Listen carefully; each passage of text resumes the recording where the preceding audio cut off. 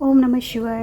आज संडे असल्यामुळे संध्याकाळी असाच फेरफटका मारावा म्हणून मी बाहेर पडले आणि निसर्गात त्याच वेळी रानातून रानभाज्या गोळा कराव्या म्हणून पिशवीही सोबत घेतली होती. सगळीकडे मस्त हिरवेगार झालेले दिसते. प्रथम मी कुरडूची भाजी काढायची ठरवते. कुरडूच्या पानांची भाजी किडनी स्टोन व लघवीच्या आजारांवर अत्यंत उपयुक्त आहे. यामुळे पचनक्रिया सुधारते. या भाजीचा थंड गुणधर्म असल्यामुळे शरीरातील उष्णता कमी होते.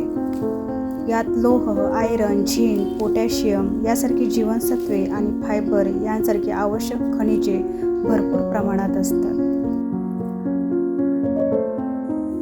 हे दिसते ना, ते रानअळू आहे. आज याची सुद्धा मी भाजी करायची ठरवली आहे. अळूला एलिफंट इयर असेही इंग्लिशमध्ये म्हणतात. यामध्ये व्हिटॅमिन ए असल्यामुळे डोळ्यांचे आरोग्य सुधारते. रक्तदाब नियंत्रित राहतो. ओमेगा 3 फॅटी ॲसिड फायबरमुळे पचनक्रिया उत्तम होते. आयरन म्हणजेच लोह, व्हिटॅमिन सी असल्यामुळे शरीरातील रक्ताची पातळी सुधारते.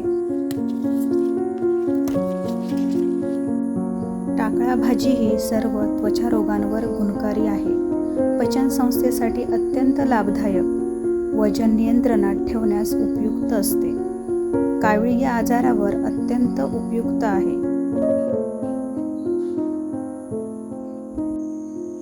शेवगा भाजीमध्ये कॅल्शियम आणि फॉस्फरसमुळे सांधेदुखी व हाडांचे आजार कमी होतात.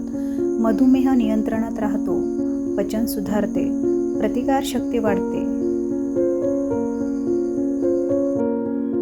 त्यामुळे फ्रेंड्स, आपल्याला याच्या निसर्गातून रानभाज्या ज्या सहजासहजी मिळतात त्या आपण खाल्ल्याच पाहिजेत, ज्या आपल्या आरोग्यासाठी अत्यंत उपयुक्त आहेत.